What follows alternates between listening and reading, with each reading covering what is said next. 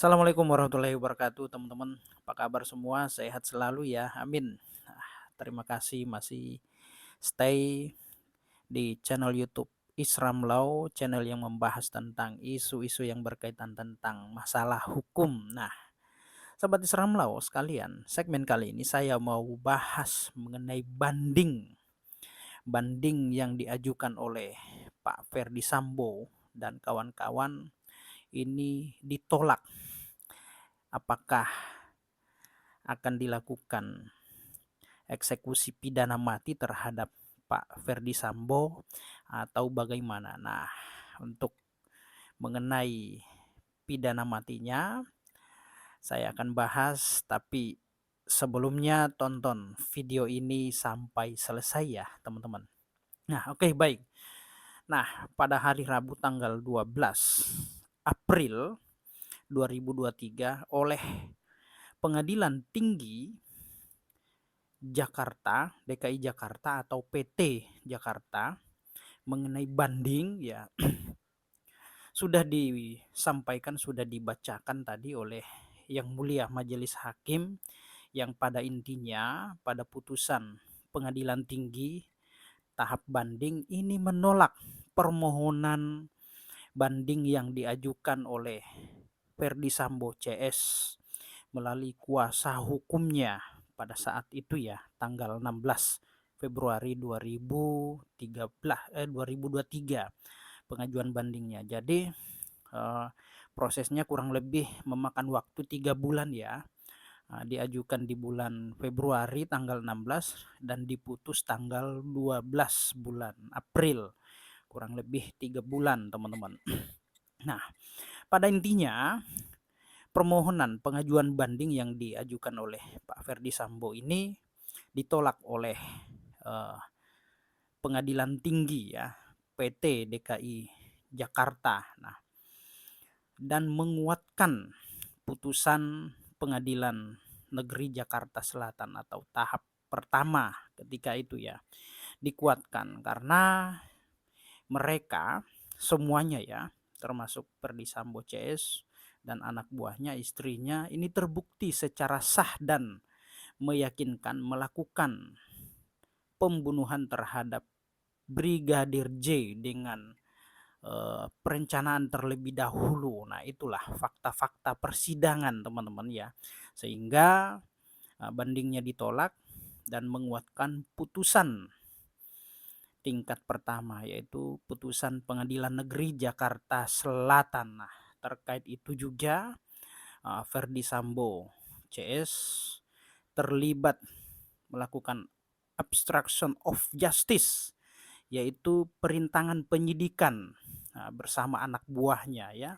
Itu fakta hukumnya yang ditemukan di dalam proses persidangan pada saat dilakukan pemeriksaan di Pengadilan Negeri Jakarta Selatan, teman-teman. Nah, setelah upaya banding diajukan dan ditolak oleh Pengadilan Tinggi DKI Jakarta, maka masih ada beberapa kesempatan lagi untuk melakukan upaya hukum ya. Ibaratnya mau perang ini masih ada amunisi, masih ada pelurunya, yaitu upaya kasasi ya. Masih ada upaya kasasi, teman-teman ya.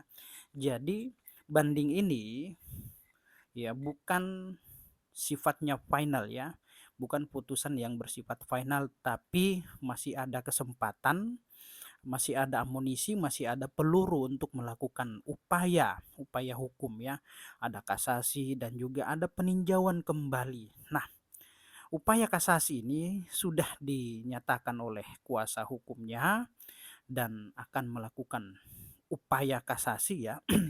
Nah, misalkan upaya kasasi ini juga ditolak oleh Mahkamah Agung. Nah, karena upaya kasasi ini ya ke Mahkamah Agung ya, misalkan ditolak oleh Mahkamah Agung dan menguatkan putusan pada Pengadilan Tinggi Jakarta, Provinsi Jakarta, DKI Jakarta dan juga Pengadilan Negeri Jakarta Selatan, maka tentu ada upaya lagi yaitu peninjauan kembali. Namun misalkan semua upaya atau amunisi ini sudah ditembakkan dan sudah habis upaya-upaya itu, maka dia akan dieksekusi.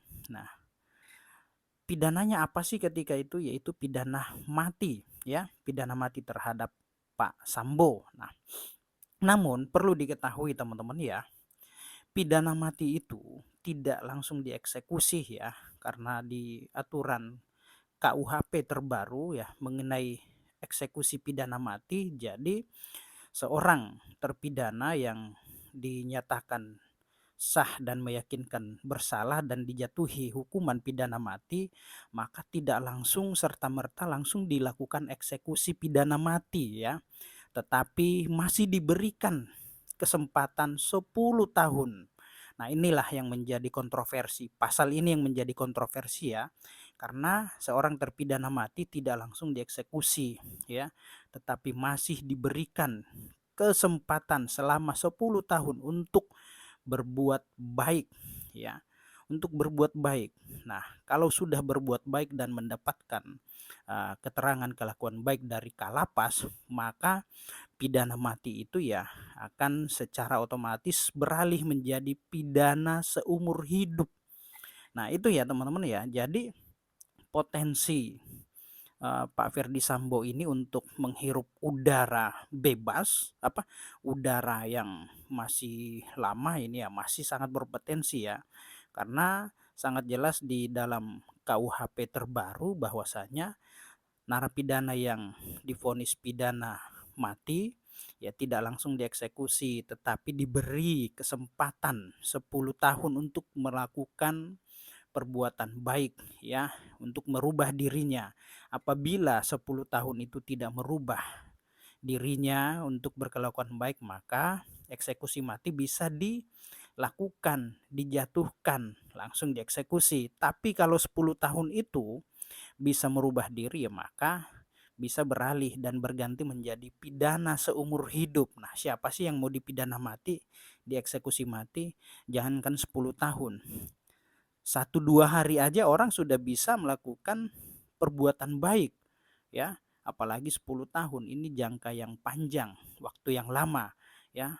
Ya, jangankan 10 tahun ya, seminggu, 2 hari, 3 hari, orang seketika itu bisa langsung melakukan taubat, melakukan perbuatan baik dan lain-lain, sehingga turun surat keterangan kelakuan baik. Nah, dengan adanya kelakuan baik itu, maka secara otomatis pidana mati akan beralih menjadi pidana seumur hidup. Nah, itu ya teman-teman ya, konsep yang ada di KUHP terbaru ya. Jadi pidana mati itu eh, tidak langsung dilakukan ya. Nah, ini sebagai tanda bahwasanya negara kita menolak adanya eksekusi pidana mati ya, sehingga masih diberi kesempatan seorang terpidana 10 tahun untuk melakukan perbuatan baik ya. Nah, setelah itu ya dia udah berbuat baik, maka pidana matinya beralih jadi pidana seumur hidup. Nah, itu ya teman-teman ya, kira-kira penjelasannya. Jadi Ferdi Sambo tidak akan berhenti sampai di sini, masih ada amunisinya, masih ada pelurunya untuk melakukan upaya ya, sehingga upaya itu ya ingin membuktikan bahwasanya dirinya tidak bersalah dan masih bisa bebas ya. Nah, itu pasti upaya yang dilakukan, yaitu upaya kasasi, upaya peninjauan kembali. Nah, semoga apa yang saya sampaikan ini teman-teman bermanfaat untuk kita semua. Yang ingin bertanya silahkan isi kolom komentar di bawah ini ya. Oke, demikian. Assalamualaikum warahmatullahi wabarakatuh. Salam keadilan.